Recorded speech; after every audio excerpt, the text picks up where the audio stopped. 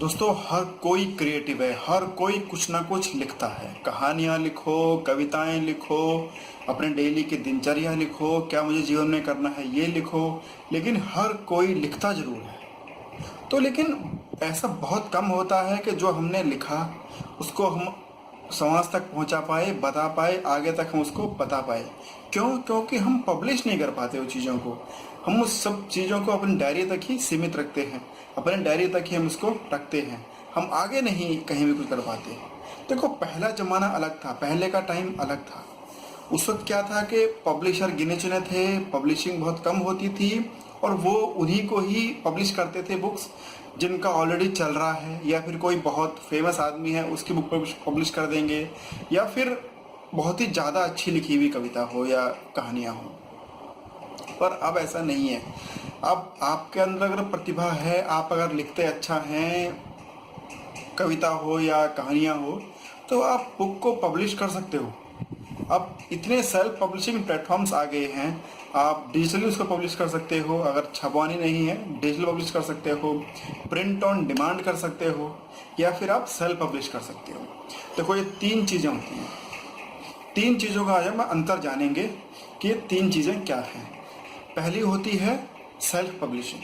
Self publishing क्या है कि आपने एक साइट पर गए, बहुत सारी साइट्स हैं, उनका जिक्र मैं आगे करूँगा। आप उन साइट में गए, वहाँ उनके प्रॉपर कुछ बहुत सारे पब्लिशर्स इसी काम के ही होते हैं कि जो नए लोगों को या नए कलाओं को वो फैलाना चाहते हैं, उनको वो देते हैं सराहना, प्रोत्साहन। तो उन्होंने अपनी साइट पर सब डाला होता है कि सेल्फ पब्लिशिंग के लिए आपके पास मैन्युस्क्रिप्ट है, तैयार हो गई है, तो आप इतने में आप खुद ही पब्लिश कर सकते हैं, खुद ही आप पब्लिश करवा सकते हैं। जितनी प्रतियां उनकी कम से कम छपनी होती है वो छप जाएगी। इसमें कोई रिस्ट्रिक्शन नहीं है, कोई ऐसा नहीं है कि आपको इतना बड़ा राइटर होना है या फिर आपको बहुत अच्छी कविता लिखनी है, या कुछ नहीं है। आपको करना है, आपने पैसे दिए एक नॉमिनल अमाउंट, उसमें से कुछ वो रॉयल्टी रखेगा, कुछ हमें देगा, और आपने अपनी बुक पब्लिश कर दी। दूसरा होता है print on demand. Print on demand में क्या है कि ऑनलाइन आपने डाल दिया। इस तरह की भी कई साइट्स हैं जो प्रिंट ऑन डिमांड देती हैं। उसमें क्या करा आपने कि आपने साइट पर अपनी पूरी किताब डाल दी, सब कुछ डाल दिया।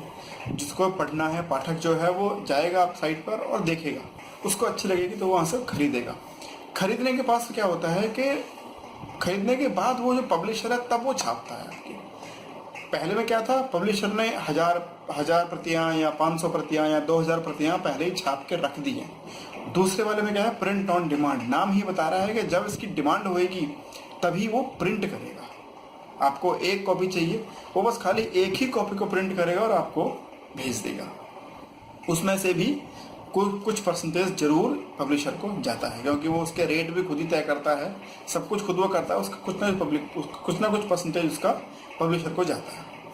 तीसरा होता है कि अगर आपको सिर्फ और सिर्फ डिजिटल प्लेटफॉर्म पर इसको बेचना है, डिजिटली बेचना है। मोबाइल में आजकल बहुत लोग मोबाइल में ही पढ़ते हैं, PDF मोबाइल में पढ़ ली, ई पब्लिकेशन, EPUB आता फॉर्मेट, उससे मोबाइल में पढ़ लिया।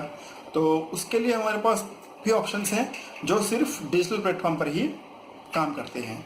उसमें आपको कोई खर्चा नहीं है, कुछ नहीं है। आपने अपनी जो किताब है उसका PDF आप उस साइट पर डालेंगे, और उस साइट पर डालने के बाद जो भी उसको खरीदेगा, जो उनके खरीदने का मैकेनिज्म होता है उसे खरीदेगा, तो वो आपके अकाउंट में आ जाएगा, या फिर आप उसको डाउनलोड कर पाएंगे और उसको फिर आप ही पढ़ पाएंगे। हाँ, उनमें ये चीज़ भी होती है कि ऐसा नहीं है कि आपने एक बार खरीद लिया तो फिर आप कितना किसी को भी उसको ट्रांसफ़र कर दो या बेच दो। नहीं, ऐसा नहीं होता। आपने खरीदा है तो आपके पास तक ही रहता है। तो ये राइटर के लिए एक अच्छी बात है कि ऐसा नहीं है कि अगर एक को PDF दे दी तो बस फिर वो सबको बांटता रहेगा, औरों को नहीं बटेगा।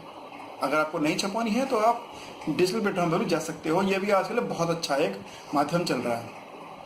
आगे मैं बताऊंगा इसके कि कौन कौन सी वेबसाइट्स हैं जहां से आप लोग भी बुक्स छाप सकते हैं अपनी, और जो भी आपके मन में आइडिया है, जो भी आप चाहते हैं, जो भी आपने लिखा है, उसको दूर दुनिया तक बता सकते हैं, सबको बता सकते हैं। क्योंकि कब पता नहीं कब किसकी किस्मत चमक जाए और कब लोगों को क्या चीज़ पसंद आ जाए आपकी। तो अगले उसमें बताऊंगा मैं आपको कौन कौन से प्लेटफॉर्म्स हैं। मैं भी खुद उन प्लेटफॉर्म्स का यूज़ करता हूँ। अगले में फिर मिलेंगे।